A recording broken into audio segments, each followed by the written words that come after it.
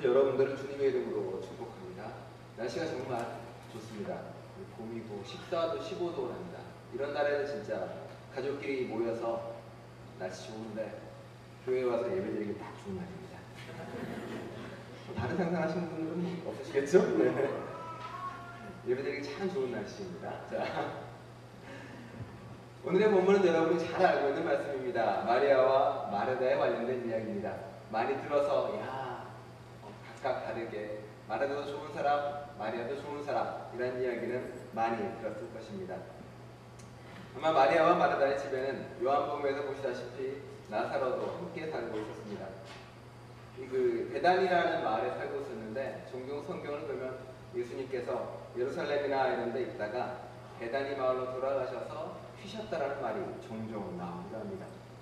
머리 둘 곳조차 없으셨던 예수님에게 베다니의 마리아와 마르다의 집은 또 다른 집이었고 머리를 둘 수 있는 편한 곳이었던 것 같습니다. 아마 그 당시 예수 운동의 든든한 후원자들이었고 또한 따랐던 사람들입니다. 어떤 이들은 종종 자신의 모든 것을 버리고 예수의 뒤를 따르기도 했지만 어떤 사람들은 종종 집에서 거하면서 제자들이 오는 것을 반겨주고 거쳐가는 예수님을 자신의 집에 모시기도 했습니다. 그들을 기쁘게 맞이하고 그들의 후원자가 됐던 것입니다.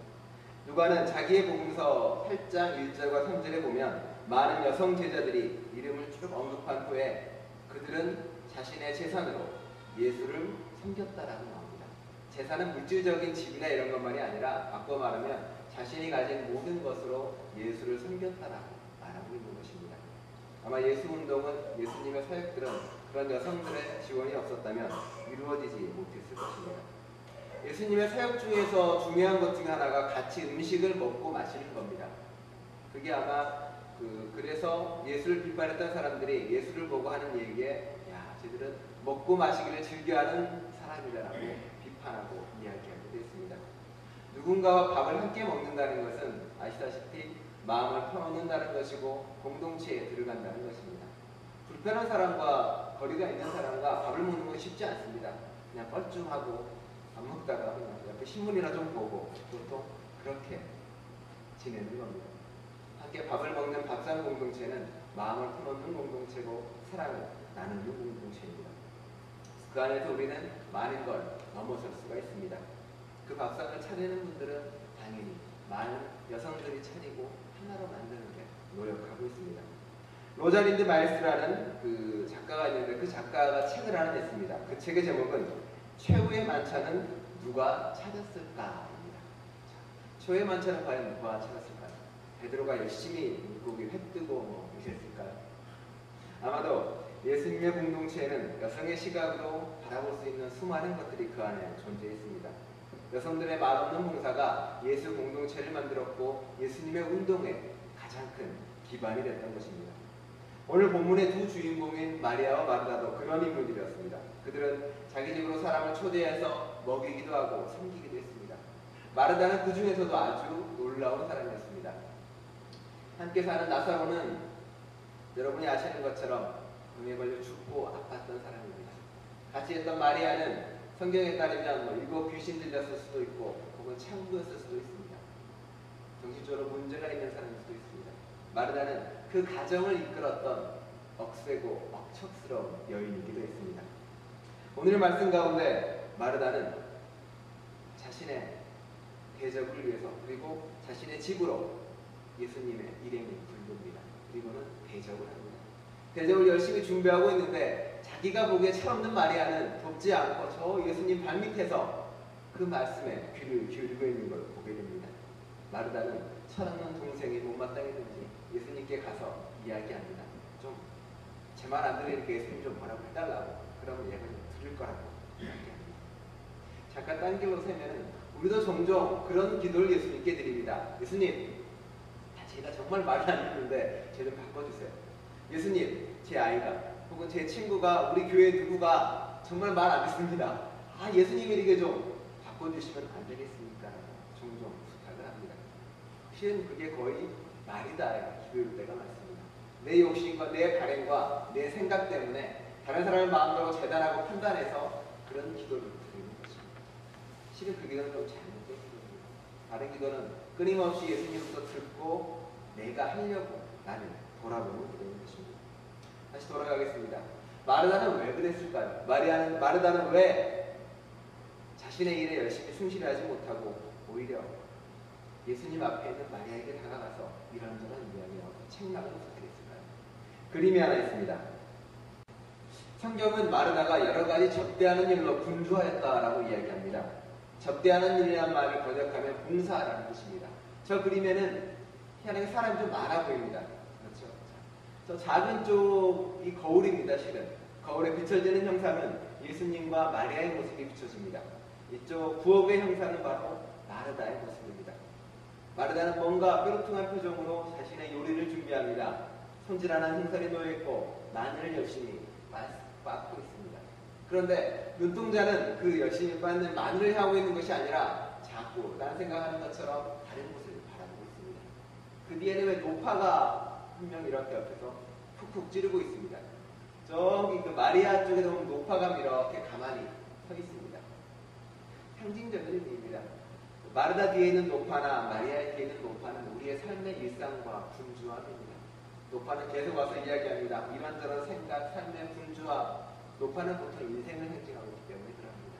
삶이 바쁘고 분주한 가운데 자꾸 옆에서 이야기하고 이런저런 분주한 생각을 하게 만듭니다. 마리아는 그 분주한 생각 때문인지 자신에 집중하지 못하고 눈동자를 다른 곳에 향해 있습니다. 하지만 마리아는 그 노파에게 눈길을 하나 돌리지 않고 오로지 예수님만 바라보고 있습니다. 우리는 삶이 분주하고 무척이나 바쁩니다. 그러다 보니 종종 우리는 나를 잃어버리고 살거나 우리가 해야 될 것을 종종 까먹어버리기 있습니다. 잊을 망자와 분주할 망자라는 한자입니다. 그런데 보시는 바와 같이 잊을 망과 분주할 망은 둘 다 마음 신변에 망할 망자가 같이 겹쳐 있습니다.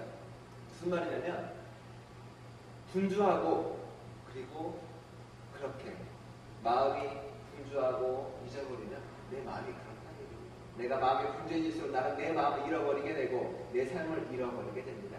내 마음을 꽉 잡고 있을 때 비로소 우리는 삶을 바로 볼 수 있게 되고 자신의 일을 바로 할 수 있다는 것입니다.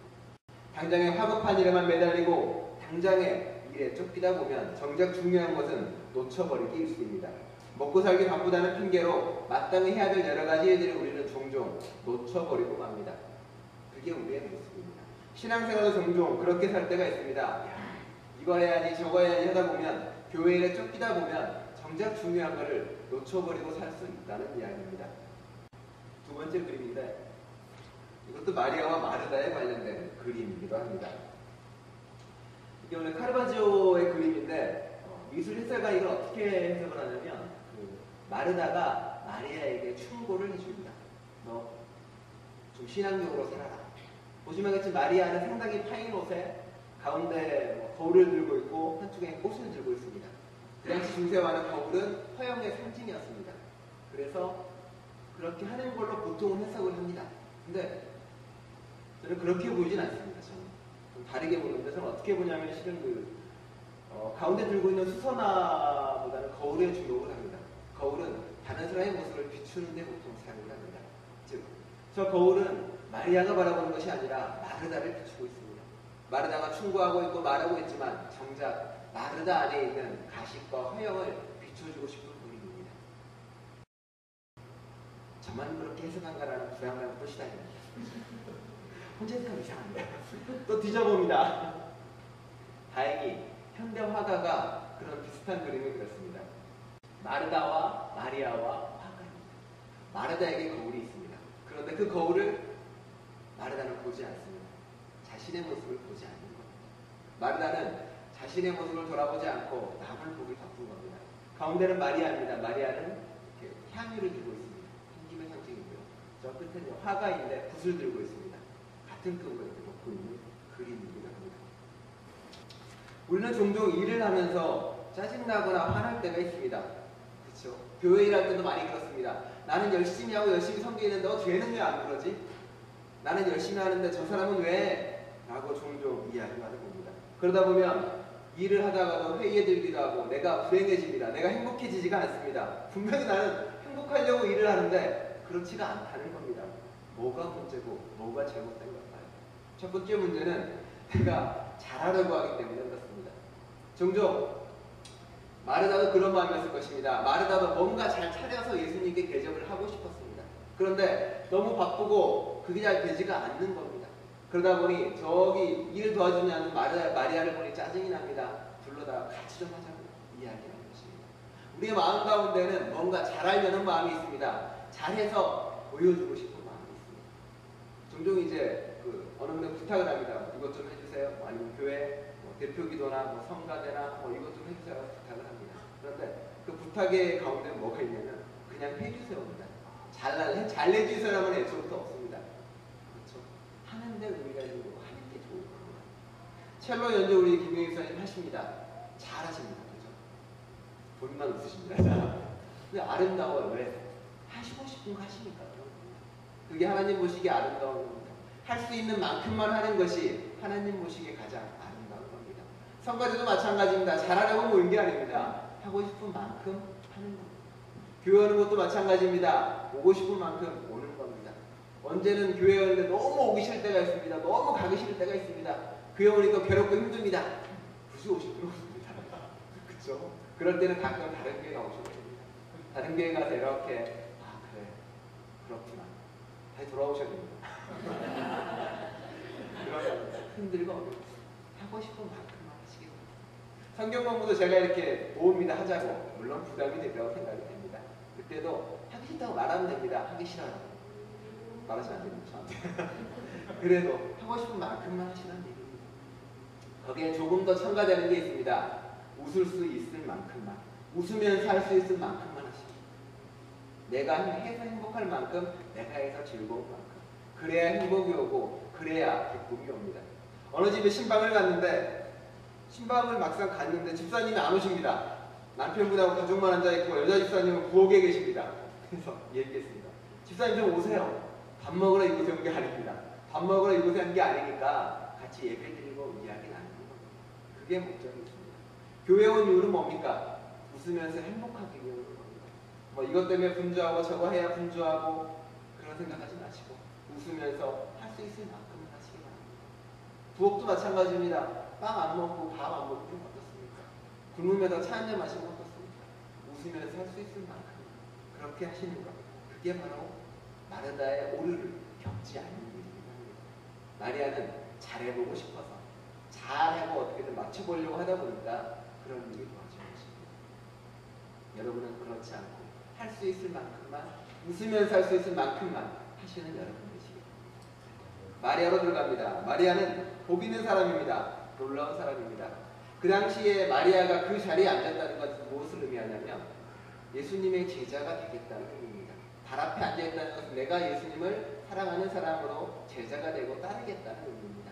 근데 그 당시에 그게 허용이 안 됐습니다. 말씀드린 것처럼 여성은 기본적으로 부엌에 있어야 되는 사람이었습니다. 여성은 보이지 않아야 되는 사람들이었습니다. 그런데 마리아는 그 자리를 박차고 이곳에 온 것입니다. 삶의 자리를 바꾸는 노력이 있었고 삶을 바꾸려는 놀라운 힘이 있었습니다. 여러분 또한 그래야 됩니다. 관습, 생각, 그 모든 것을 벗어나서 예수님에게로 나아오는 겁니다. 그게 주님이 여러분에게 원하시는 것입니다. 교회에 여성의 자리와 남성의 자리가 따로 있는 게 아닙니다. 부엌에는 여성만 가고 남성은 안 가는 게 아닙니다. 족구를 남자만 하고 여자는 안 하는 게 아닙니다. 다 같이 하고 즐겁게 지내는 것입니다. 그게 교회라는 공동체의 역할이기도 합니다. 그게 마리아가 가진 놀라운 능력입니다. 마리아는 사회가 부과한 자기의 한계에 갇히기를 거부합니다. 그는 주님의 말씀을 들음으로써 사고하는 주체로 서고 있었던 것입니다. 근본을 만들고 싶었습니다. 그 근본은 분주함으로부터 떠나서 예수 앞에 무릎 꿇을 때 이루어지는 것입니다. 명나라의 문인인 진계유의 시를 한번 같이 들어보도록 하겠습니다. 아니, 읽어보도록 하겠습니다. 고요히 앉아본 뒤에야 평상시의 마음이 급박했음을 알았네. 침묵을 지킨 뒤에야 지난날의 언어가 소란스러웠음을 알았네. 이를 돌아본 뒤에야 시간을 무의미하게 보냈음을 알았네. 문을 닫아건 뒤에야 앞서의 상인이 지나쳤음을 알았네. 욕심을 죽인 뒤에야 이전의 잘못이 많았음을 알았네. 마음을 쏟은 뒤에야 평소에 마음씀이 각박했음을 알았네. 흐르는 물에 우리의 얼굴을 비추볼 수는 없습니다. 종종 우리는 조용한 곳에 우리의 마음을 비춰가야 됩니다. 뭔가에 쫓겨서 뭔가를 잘해보려고 하다 보면 우리는 본질적인 것을 금방 놓치고 살아갑니다.